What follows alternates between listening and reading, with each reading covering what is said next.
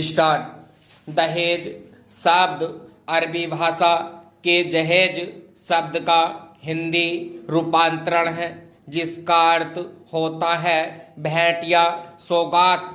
भेंट में काम संपन्न हो जाने पर स्वेच्छा से अपने परिजन या कुटुंब को कुछ उपहार अर्पित करने का भाव निहित रहता है। वास्तव में दहेज कन्यादान और स्त्रीधन की प्राचीन हिंदू परंपरा से संबंधित है। विवाह के समय कन्यादान में वधू के पिता, जबकि स्त्रीधन में वर के पिता कपड़े एवं गहने दूसरे संबंधी पक्ष को देते हैं, वह दहेज होता है।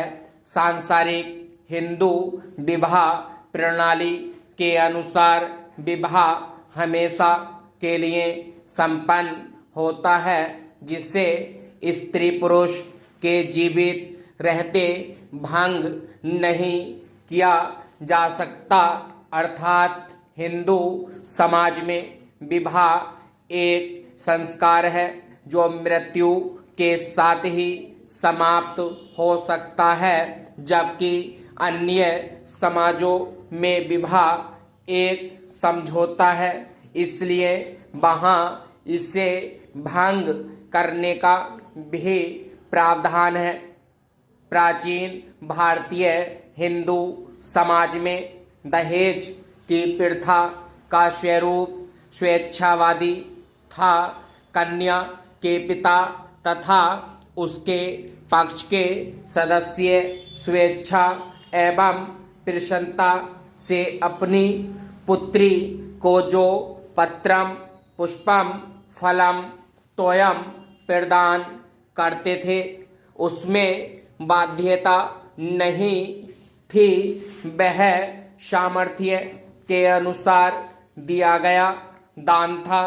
तुलसीदास ने रामचरितमानस में पार्वती के विवाह के दौरान उनके पिता हिमवान द्वारा दहेज दिए जाने का वर्णन किया है। उपरोक्त पंक्तियों का अर्थ है सेविका, सेवक, घोड़े, रथ, हाथी, गायें, वस्त्र आदि बहुत प्रकार की वस्तुओं के साथ साथ अनाज और सोने के बर्तन गाड़ियों में लदवाकर दहेज में दिए गए, जिनका वर्णन नहीं किया जा सकता। आज दहेज का स्वरूप पूरी तरह परिवर्तित हो गया है। वर का पिता अपने पुत्र के विवाह में कन्या के पिता की सामर्थ्य, असामर्थ्य, शक्ति, अशक्ति, प्रसन्नता, अप्रसन्नता आदि का विचार किए बिना उससे दहेज के नाम पर धन वसूलता है। दहेज विवाह बाजार में बिकने वाले वर का वह मूल्य है जो उसके पिता की सामाजिक प्रतिष्ठा और आर्थिक स्थिति को देखकर निश्चित किया जाता है। जिस प्रथा के अंतर्गत कन्या का पिता अपनी सामर्थ्य से बाहर जाकर अपना घर द्वार बेचकर अपने शेष परिवार का भविष्य अंधकार में धकेलकर दहेज देता है, वहाँ दहेज लेने वाले से उसके संबंध स्नेहपूर्ण कैसे हो सकते हैं।